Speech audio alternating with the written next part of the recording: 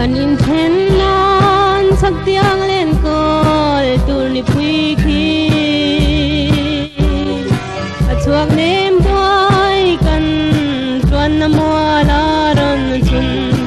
chon ban shuiang hian o ka bon ngam si lo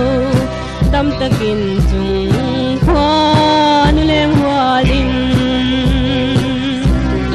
ngain cao chuat lang dai lung ro na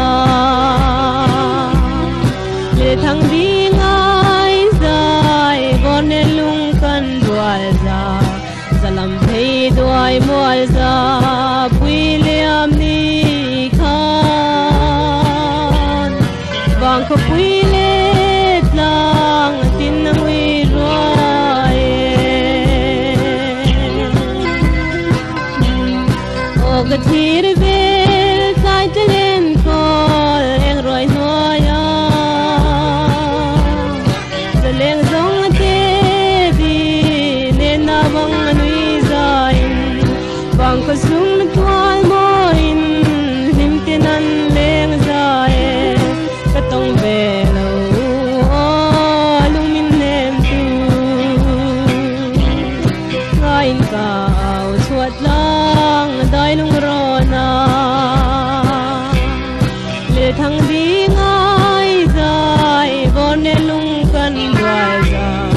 dalam phei duai mual za pui liam ni khan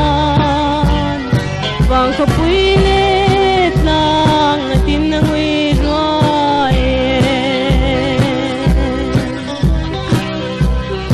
engan nge mo biak lai chung khuan leng reng hian bang ko pui le truan tlang min lo dan le izun ngai rai ra riang himin han don vela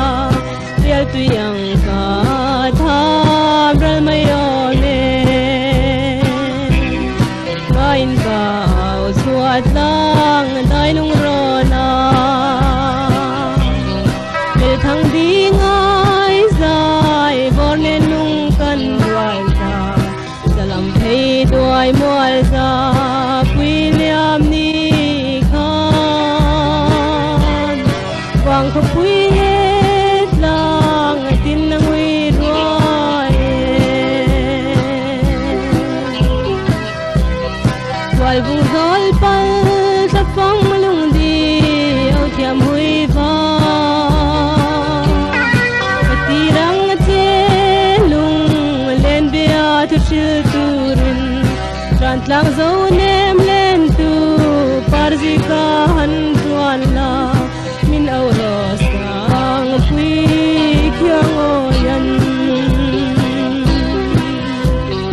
ngain cao chuat lang dai lung ro na le thang di ngai zai bon ne lung kan duai za zalam phei duai mual za pui liam ni khan bang ko pui le